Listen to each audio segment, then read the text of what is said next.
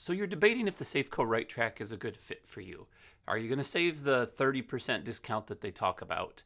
And what are the odds of you actually going down in cost or up in cost? Today we're going to go over that. We're going to go over the things I love about the Safeco Right Track and some things that you need to know about it as well before you join. Before I dive into the Right Track, I want to thank Greg for being a supporter of the channel who went to the Buy a Cup of Coffee for me. And he says, thanks for the great info you put out there for us. I appreciate Greg. Thank you for the cups of coffee. They will definitely go to good use. So what is a Safeco Right Track and how is it going to benefit you? Well, it's not a plug-in device anymore unless you live in New York or New Jersey where they technically still have that available. The Safeco Right Track is now an app that you download similar to the other reviews that we've done with AAA and State Farm and Progressive. So far as the Right Track systems or the snapshots or the safe and drive and all those systems, Progressive is leading the charge with the best system where they let you test drive it ahead of time before you join them as a company.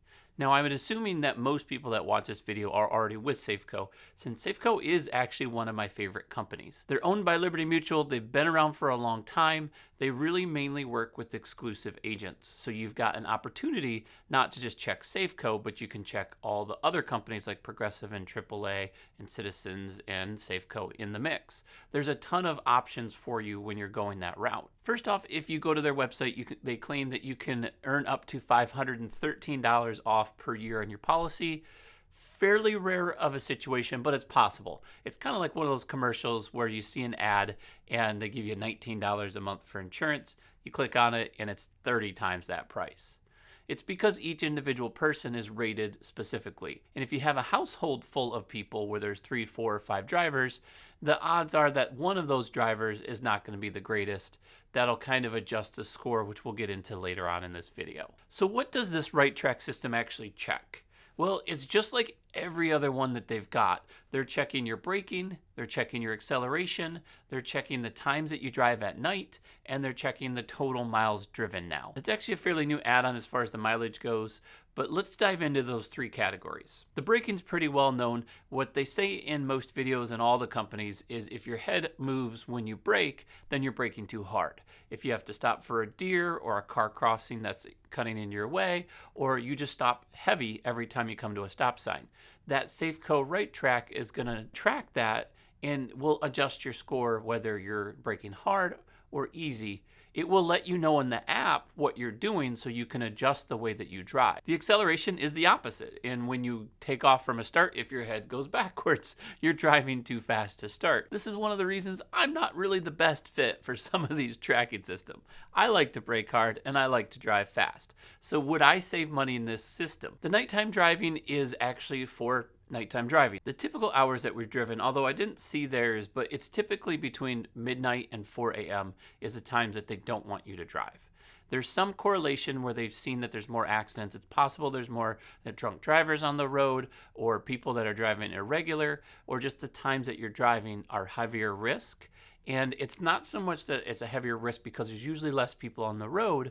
It's the accidents that occur at those times are more medically induced claims, which are the highest payouts in insurance. Well, it used to be the old way where you'd plug in a device in the car. You could let your car sit for 90 days and you'd be fine. It wouldn't notice it. Well, now, because it's on your phone, it's going to watch everywhere you drive. You're going to be able to tell it if you're a passenger or not, which is great, but it also needs you to drive at least 125 miles.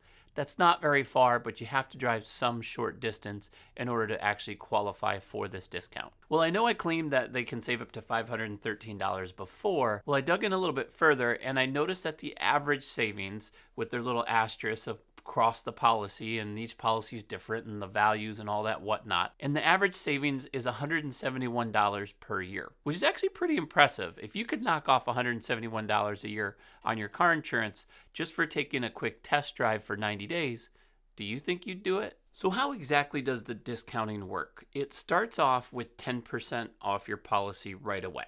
You instantly get 10% off whether you're just starting with the company or you've been with them for a while. That's just the bonus to try the program. As you go, it's going to track and give you different ratings on how you're driving. The most you can get on this program is 30% off. Now, before I go into my recommendations, whether I recommend that you guys try this or not, I wanted to go over some of the reviews, and I was actually really shocked at what I found. At first glance, if you look at these reviews, you're going to notice that it says you get a 4.6 out of 5 star. That's amazing.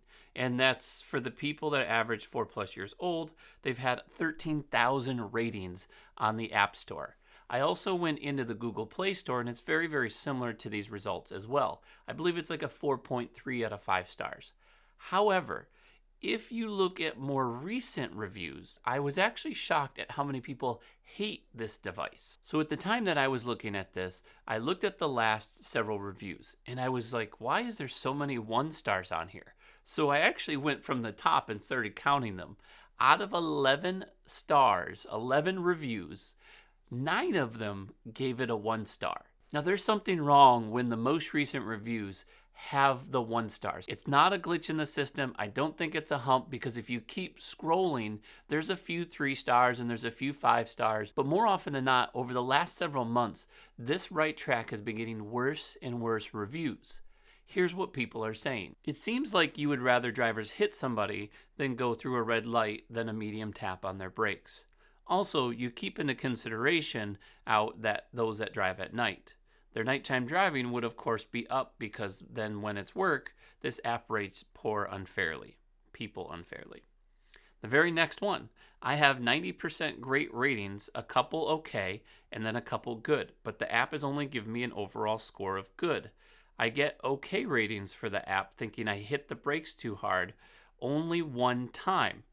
Or I get an okay rating if it hits my gas too hard only 1 time. This way, averages everything is done poorly. If a car pulls in front of you, you need to brake harder than normal, the signal light changes, it is a bad thing. I don't know why they gave it 4 stars and then gave a bad review. I'm not going to go further, but I'll show you guys that most of these are 1 star. Let's just go from the top at this current time. So this was reran. I just redid this separate from last night, but they got the most recent ones at the time of this video was 3 stars, 1 stars, 5, 1, 1, 4, which actually gave a bad review, 1, 1, 1, 1, 1, 1, 3, 2, 1, 4, 3, 1, 2, 2, 2, 3, 1, 1, 1, 1, 1, 2, 1, 5. And it continues like that. That's actually the comment that I'm seeing. So I dug in a little bit further to find out what was the real reason that all of a sudden these ratings were.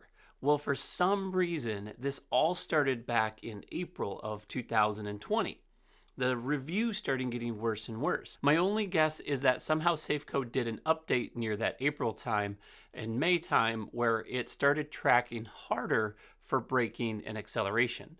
That was the most common complaint, is people just thought that Safeco was saying to them, you have to go through the yellow light because you're braking too hard, or you have to watch out even more and come to a granny stop, or whatever you want to call it, to not get those dings on your system.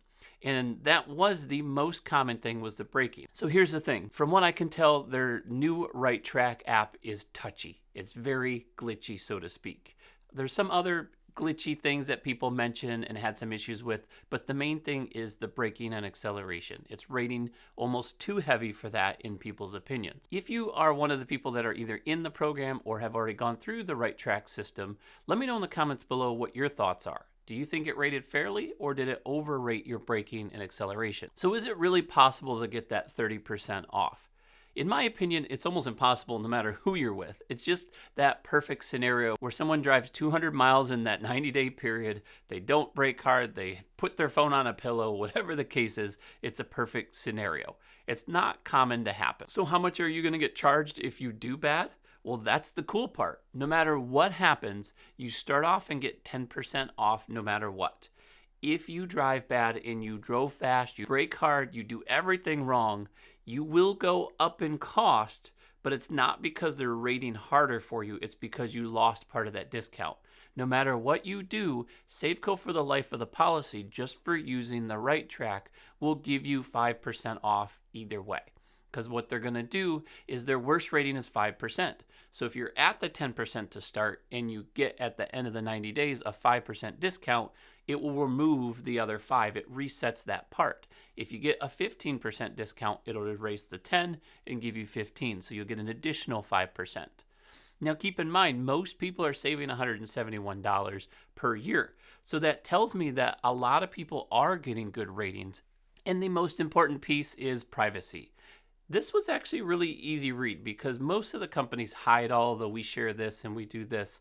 And Safeco's was actually one of my favorites. They do share a little bit of data, which is not specific to you. It's more of for their own research to kind of give averages in areas so they can better rate certain locations. It says they do not share the data with any third party except for the service, the policy, or to research, or to do what's required by law. It does have a lot of flaws as far as the touchiness and the most recent reviews, but if you can get 5% off either way, you might as well do it. Some of these systems out there give you a negative 20% or a positive 20%.